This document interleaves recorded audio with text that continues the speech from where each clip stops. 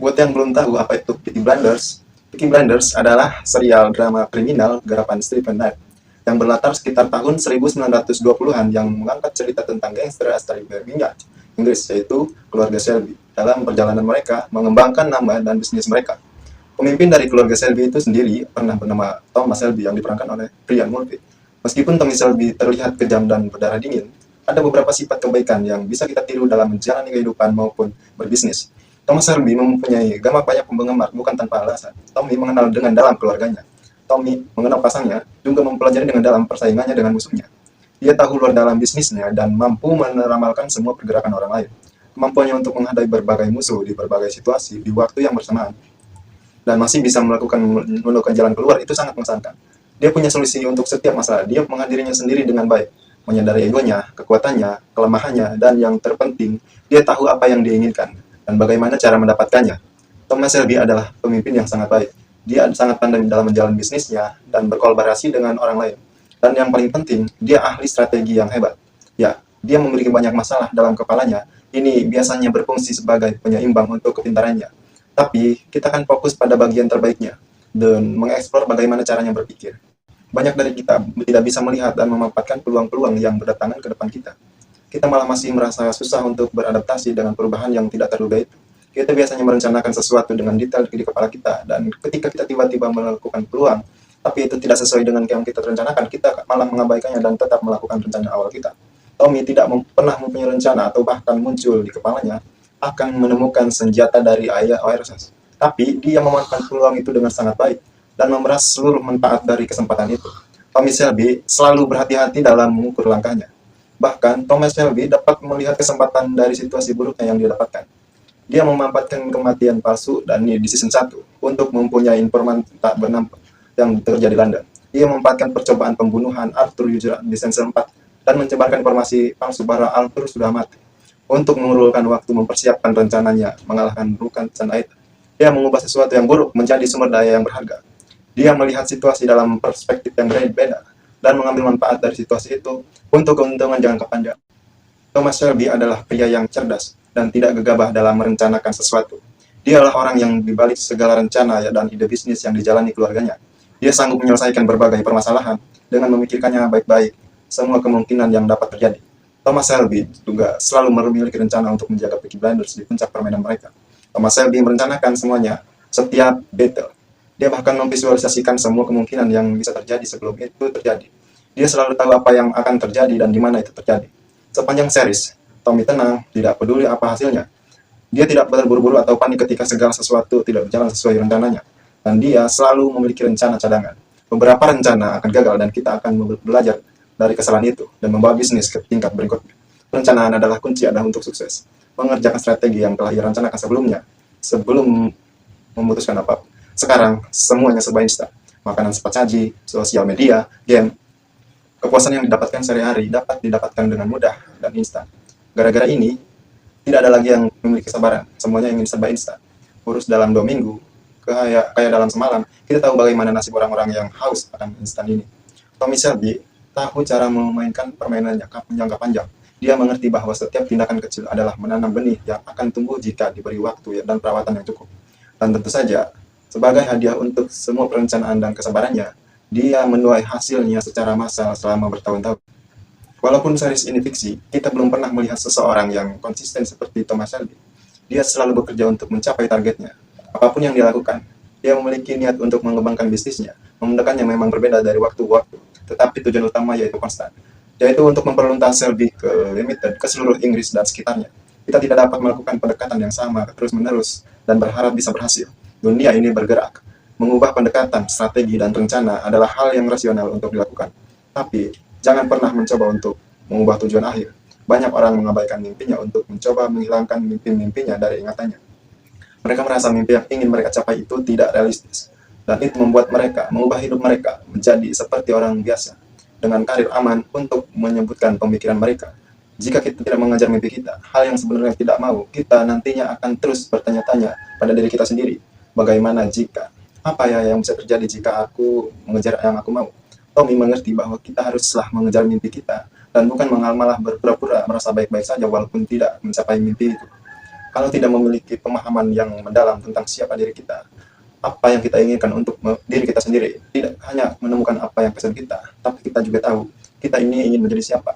Saat kita bergonta-ganti pekerjaan atau berganti dari inti bisnis satu ke inti bisnis kedua, kita tidak akan pernah puas sampai kita mendapatkan kesempatan yang sesuai dengan apa yang kita inginkan untuk diri kita sendiri. Kita dapat mengubah apa yang kita lakukan, tetapi kita tidak akan pernah puas sampai kita mengejar keinginan yang terdalam kita. Tommy Shelby percaya akan firasatnya dan mengikutinya. Terkadang kita harus berhenti overthinking dan mempercayai intuisi kita. Intuisi terkadang jauh lebih bijaksana daripada pikiran. Ia memperhatikan hal-hal yang tidak kita sadari, dan karena itu, intuisi dapat membuat keputusan yang lebih baik, terutama dalam interaksi dengan manusia. Intuisi bisa menjadi pedoman yang kuat. Jika kita berlatih menjadi peka terhadap firasat kita daripada suara yang mengganggu di kepala kita, kita akan dengan mudah mengetahuinya niat seseorang. Kita dapat melihat apakah seseorang ingin menipu, benar-benar tertarik, atau memang murni mencoba menjadi kita. Percayalah dengan insting kita. Kita tidak dapat mengubah masa lalu, tapi kita dapat memperhatikan dan belajar menjadi masa lalu dan menciptakan masa depan yang lebih baik. Tommy Shelby mengalami lebih dari sekali peristiwa yang menantang dan traumatis dalam hidupnya. Jika dia tidak terus-menerus memikirkannya, dia tidak akan pernah memikirkannya. Dan justru bisa membuat dirinya gila. Ya, dia bisa hampir gila dari beberapa poin dari saat ini. Tapi kemudian dia berdiri kemari dan terus bergerak, tetap berusaha mendapat apa yang diinginkan. Berhenti menyalahkan masa lalu atas kehidupan yang dimiliki saat ini. Belajar dari masa lalu, memastikan diri tidak akan menjalani kehidupan yang sama di esok hari. Thomas Shelby adalah individu yang kuat, tapi dia juga selalu dikelilingi orang-orang yang baik di keluarganya. Bisnis yang Tommy jalankan sangat terikat dengan keluarganya, dan biasanya apa yang dijalankan akan gagal jika saja keluarganya tidak ada. Dan Tommy juga memprioritaskan keluarganya di atas siapapun. Sebagian besar Shelby adalah geng yang lebih besar dan lebih kuat, tapi Tommy selalu berhasil memusnahkan mereka dengan geng keluarga kecilnya. Keluarganya mendukungnya, tidak peduli berapapun biayanya, tidak peduli apapun yang harus dikorbankan. Sebagai imbalannya, Thomas Shelby juga memprioritaskan keluarganya di atas apapun. Kita membutuhkan orang lain untuk mendukung kita, mendorong kita di masa-masa sulit. Jadi, lihatlah untuk memprioritaskan mereka yang terus mendukung kita. Kita selalu berusaha untuk bersikap ekstra sopan dan tidak ingin mengganggu orang lain dengan meminta sesuatu. Jadi kita melapisi kata-kata kita dengan sanjungan atau bahkan menahan lidah kita sepenuhnya. Tapi fakta menyedihkan dari perilaku ini adalah, meskipun perilaku ini mungkin saja menjauhkan kita dari situasi yang penuh konfrontasi, yang tidak nyaman, perilaku ini juga membuat kita diinjak-injak oleh orang lain berulang kali. Tommy Shelby tahu bahwa kita perlu menjelaskan kepada orang lain bagaimana kita ingin diperlakukan. Sejak awal, dia menjelaskan bahwa dia tidak akan membuat orang menentangnya. Dan dia juga berulang kali mengingatkan semua orang tentang hal itu, tentang menetapkan batasan yang jelas. Belajar cara membicarakan dan membagikan pendapat dan perasaan.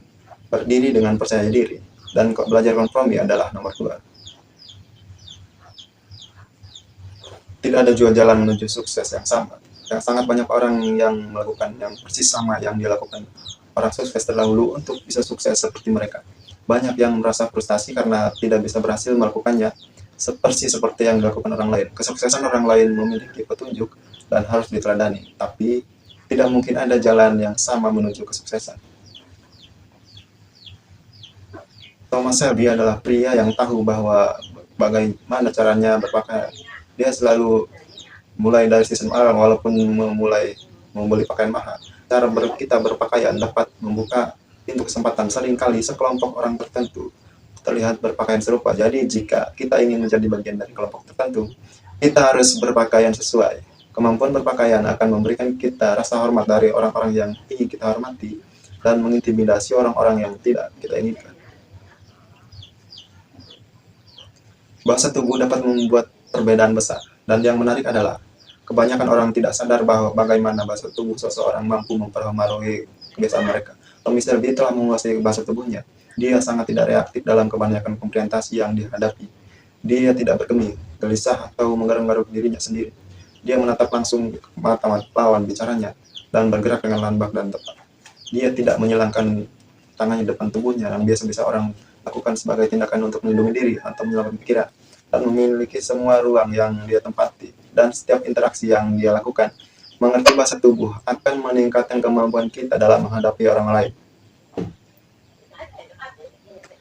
Thomas Shelby adalah ahli dalam penggunaan.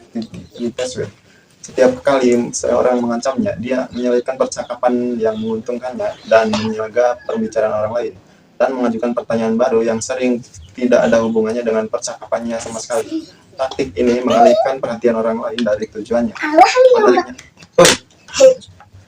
percakapan dia tidak membiarkan orang lain mengalihkannya dengan stupid increase mereka sendiri. Dan dia tetap melakukan yang dia lakukan daripada menjawabnya.